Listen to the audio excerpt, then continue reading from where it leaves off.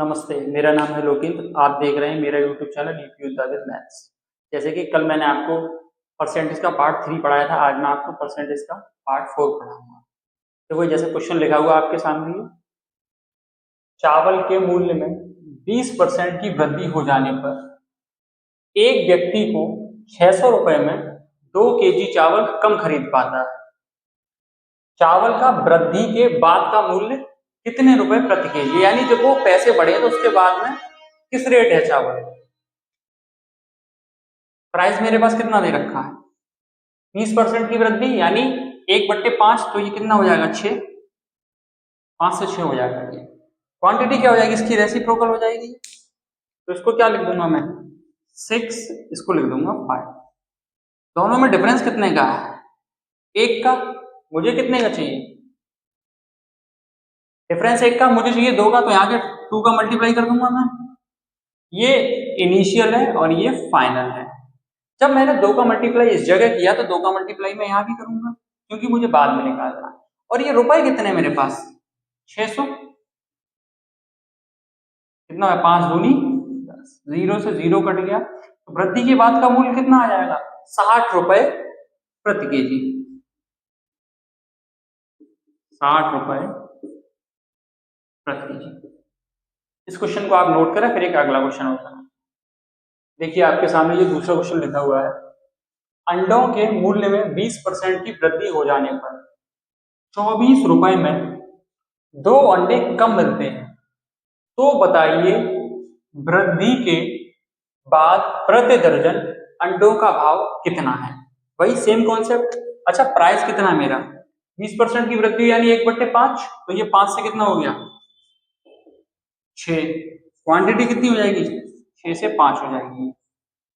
ये पहले इनिशियल और ये बाद में।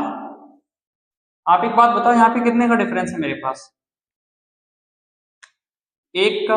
मुझे चाहिए कितने का 2 का, तो मैं यहाँ पे 2 का मल्टीप्लाई कर, मैंने यहाँ पे कितने का मल्टीप्लाई किया 2 का मल्टीप्लाई किया। अब एक बात बताओ,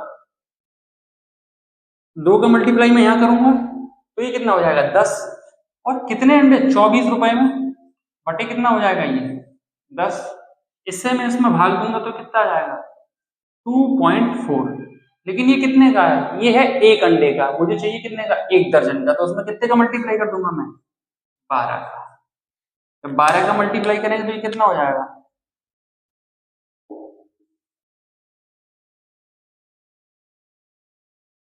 28 रुपए 80 पैसे आंसर आ जाएगा सवाल का। आप ऐसे नोट करें, फिर अगला क्वेश्चन का।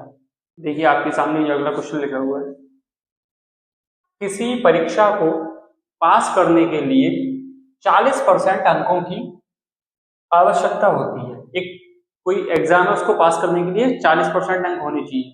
जैसे हाई स्कूल इंटर में आपके लिए 33% रखा जाता था, कुछ उसी तरीके से। मोहन ने इस परीक्षा में 32 अंक प्राप्त किए और वह 10 अंकों से फेल हो गया, तो बताइए पूर्णांक कुल कितने अंक होगा। टोटल जो परीक्षा है वो कुल कितने नंबर की, ये पूछा गया यहाँ पे। अच्छा एक बात बताएं आप लोग, इसने जैसे कहा है 40%, अच्छा 40% का फ्रैक्शन कितना होगा 2/5। अब इसने हमसे क्या कहा है, ये वो अंक हैं जो उसको चाहिए पास होने के लिए। तो ये कितने नंबर लाया 32 अंक लाया, और क्या हुआ 10 अंकों से फेल हो गया। यदि ये 32 अंक ला रहा था और 10 अंकों से फेल हो रहा था, और ये 10 अंक और ले आता, तो ये कितने टोटल हो जाते 42, यानी 42 नंबर लाके ये पास हो जाता 40%। अच्छा ये जो दे रखे हैं इसमें मैं कितने का मल्टीप्लाई करूं कि ये 42 हो जाए, तो मैं यहाँ पे कितने का मल्टीप्लाई कर दूंगा 21 का, 21 दूनी 42। अब मुझे पूछा क्या है, ये कितना, ये टोटल हो जाएगा पूरा टोटल मार्क्स। अब मैं जब 21 का मल्टीप्लाई यहां करूंगा तो ये कितने मार्क्स हो जाएंगे, यहाँ पे 105 नंबर होगा टोटल। पूर्णांक कितने हो जाएंगे 105। नोट करें, फिर अगला क्वेश्चन करा। आपके सामने कोई अगला क्वेश्चन लिखा हुआ है, एक छात्र को परीक्षा पास करने के लिए 40% अंकों की आवश्यकता होती है। उसने परीक्षा में 67 अंक प्राप्त किए, फिर भी वह 13 अंकों से फेल हो गया। यानी यदि वो 13 नंबर और ले आता 67 से ज्यादा 13 तो वो परीक्षा में पास हो जाता। इसने कितने अंक प्राप्त किए? 40%। 40% की फ्रैक्शन होती कितनी? 2/5। यानी 67 अंक ला रहा था और वो तो फेल हो रहा था, और 13 नंबर और ले आता तो ये क्या हो जाता? पास हो जाता। कितने हो गई? 80। कितने का मल्टीप्लाई कर दूं मैं यहाँ? 40 का। और वही मैं 40 का मल्टीप्लाई कहाँ कर दूंगा यहाँ? ये कितने मार्क्स आ जाएंगे यहाँ पे? 200 नंबर। टोटल जो पेपर हो जाएगा कितने मार्क्स का हो जाएगा? 200 मार्क्स का हो जाएगा। आप इसे ऐसे भी कर सकते थे, ये 40% बराबर कितना हो जाएगा? 80, और हमें 100% की वैल्यू चाहिए। एक काम करते हैं, यहाँ पे 25 का गुणा हम यहाँ कर देंगे, तो 25 का जीरो से जीरो काट दिया मैंने, 25 का मल्टीप्लाई मैं यहाँ कर दूंगा, 25 का मल्टीप्लाई मैं यहाँ कर दूंगा। देखो 100% बराबर कितना हो जाएगा? 25 अट्ठे 200। कुछ इस तरीके से भी इस क्वेश्चन को आप कर सकते थे। नोट करा, फिर अगला क्वेश्चन कराते हैं।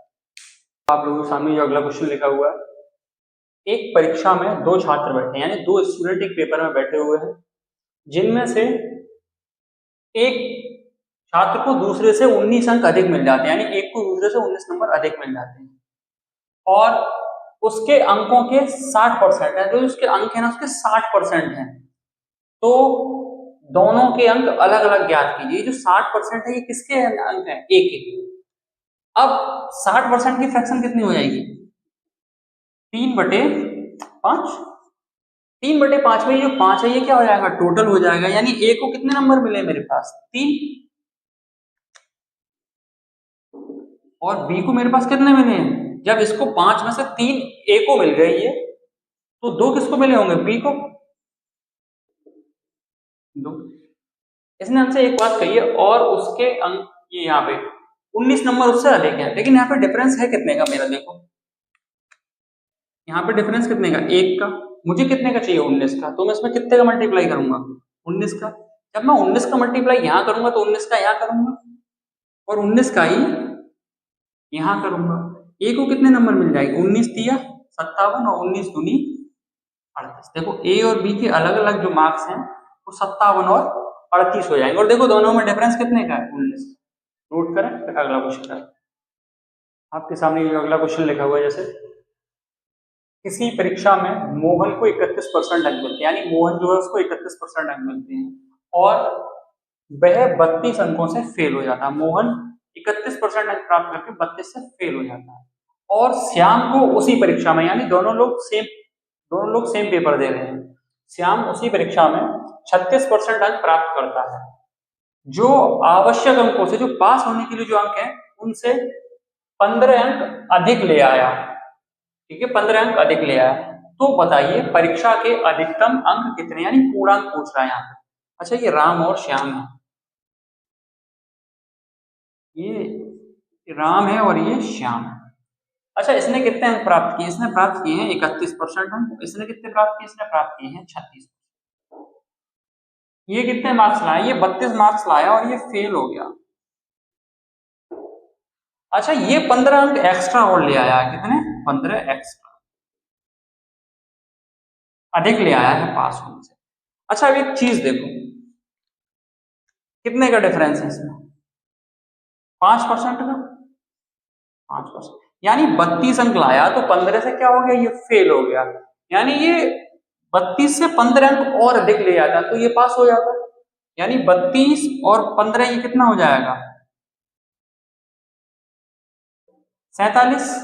और मुझे यहाँ पे निकालना क्या है? 100% की वैल्यू, पूर्णांक कितना हो जाएगा? जब पूर्णांक निकालूंगा मैं यहाँ पे, तो उस पर कितने का मल्टीप्लाई कर दूंगा मैं? 20 का। 100%, और 20 का गुणा मैं यहाँ कर दूंगा। जब 20 का गुणा करेंगे तो ये 100% की वैल्यू कितनी निकल जाएगी?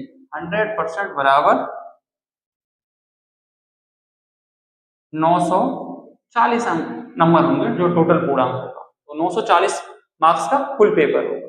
नोट करें, फिर एक क्वेश्चन और कराते हैं।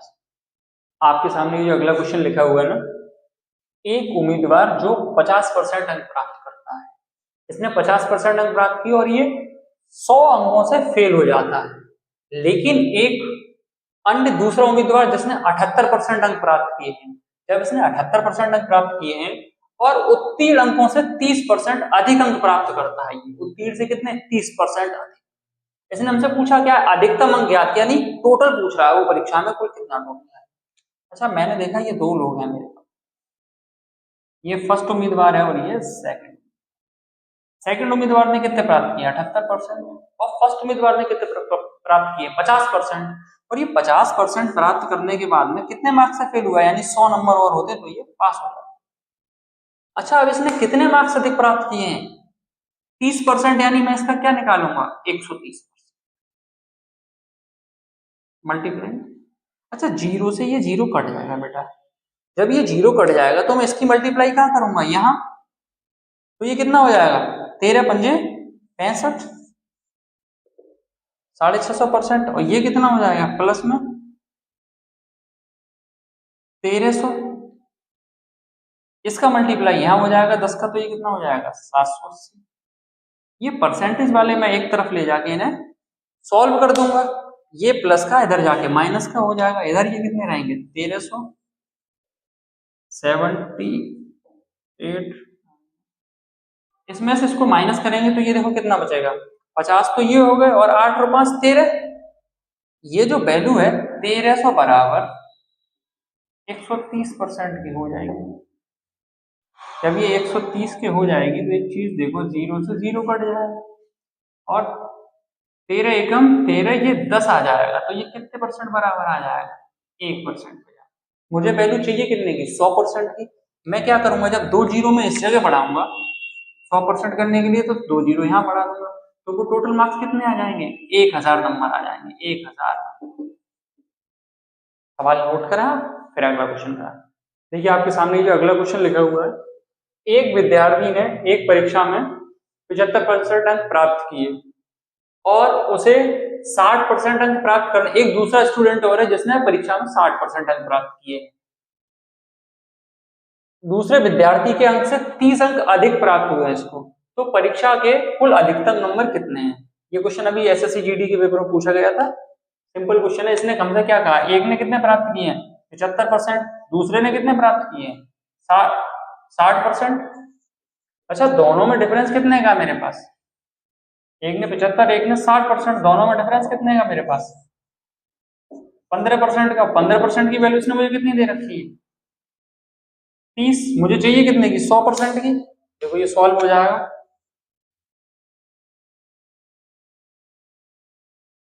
15% की, तो ये कितना हो जाएगा एक बराबर 15 दूनी 30, मुझे कितना चाहिए 100%।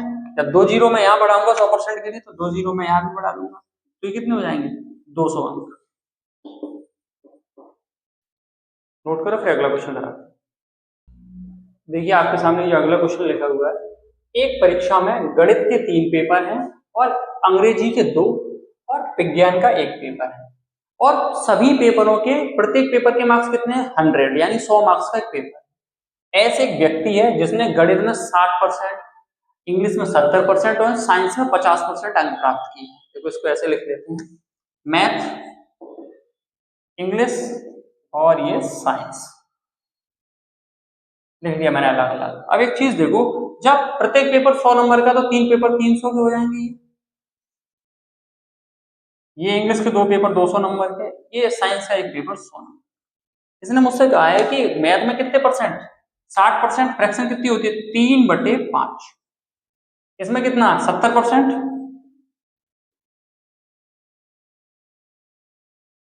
यानी इसको 7/10 लिख दो। इसका 50% का 1/2, 2 से ये कट जाएगा 5 बार, तो ये 50 मार्क्स इसने साइंस में प्राप्त किए। 0 से 0 कट जाएगा, 140 मार्क्स इसने यहाँ प्राप्त किए, और 5 6 के 30, 180 नंबर इसने यहाँ प्राप्त। अच्छा मैं सबको जोड़ दूंगा परसेंटेज निकालने के लिए, देखो ये कितना हो जाएगा 0 5 और 4 9 17, यानी ये हो जाएगा 370, टोटल 370 हो जाएगा, 90 190 ये हो जाएगा, 360 ये हो जाएगा, 10 370, और टोटल मार्क्स कितने हो जाएंगे देखो 300 ये है, 200 ये है और 100 ये है, कितने हो जाएंगे 600। क्या निकालना परसेंटेज 100 का मल्टीप्लाई कर देंगे, देखो 0 से 0 कट जाएगा, इसमें भाग देंगे तो कितनी बार जाएगा 6 बार, एक बच जाएगा, 6 एकम 6, 6 एकम 6, फिर से 4 बच जाएगा, फिर 0 बढ़ जाएगा, 6.67% आखिरी सवाल है, आप लोग इसे नोट करें। आपको मेरे द्वारा पढ़ाया गया समझ में आता है तो आप एक बार कमेंट करके अवश्य बताएं। और आपके यदि कोई आपकी सिस्टर या आपका भाई गवर्नमेंट एग्जाम की तैयारी कर रहा है तो उसके लिए ये वीडियो शेयर जरूर किया करें। किसी क्वेश्चन में कोई प्रॉब्लम आती है आपको तो आप कमेंट करके मुझे अवश्य बताएं। धन्यवाद।